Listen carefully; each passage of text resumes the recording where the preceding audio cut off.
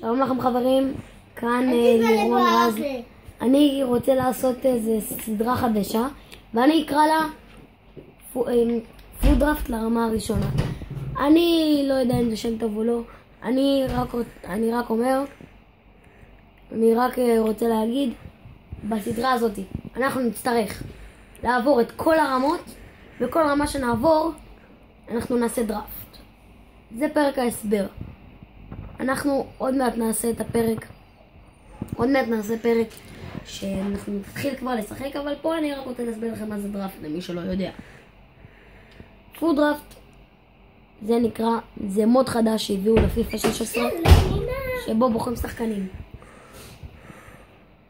אנחנו מקבלים אופציה לבחור 5 הרכבים. אנחנו קיבלנו פה 4, 2, 3, 1, 4, 1, 4, 1, 4, 2, 3, 1 שוב.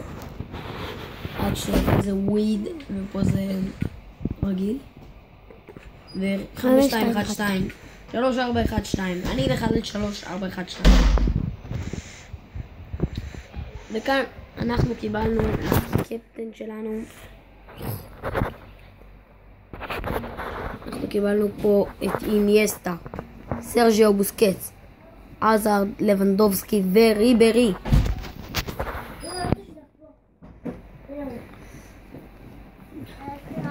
רגע, אוקיי.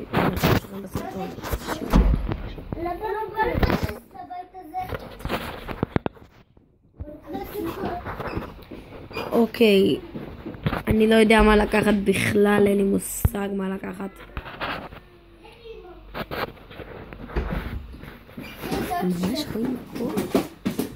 אני אלך על אינייסטה, שחקן מבחינתי הקשר הכי טוב בעולם. והנה הוא. בוא נעבור לעמדה של מסי. בוא נראה מה יצא לנו פה. בייל, גרסיה,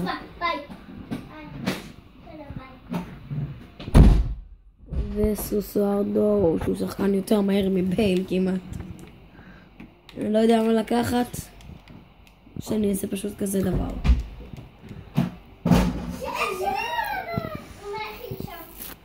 אוקיי, אנחנו נתחיל. עכשיו אני מקווה שיצא לנו פה את המערך 4-3-3, המערך הכי טוב בעולם, המערך הכי אהוב עליי. אז קדימה, בואו נראה, 4-3-2-1, אני אקח אותו. אוקיי, אנחנו מקבלים פה את דייגו סילבה, ואם לא אותו, את מי אני אקח? גארד בייל, לא טוב. האם יצא לנו פה את מסי? סוסאטה, אני אקח את סוסאטה כי הוא משלב לי עם כימיה. וקריסטיאנו רונלדו הלבז.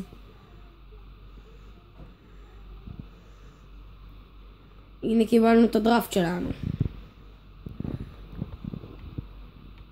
אני לא אבנה את הדראפט הזה, אני קודם כל אראה לכם. אוקיי, אנחנו עכשיו סיימנו את הפרק להיום. אני הסברתי לכם, אנחנו נצא מזה. אני אתן את פרק מספר 1 בעוד מעט. יאללה ביי.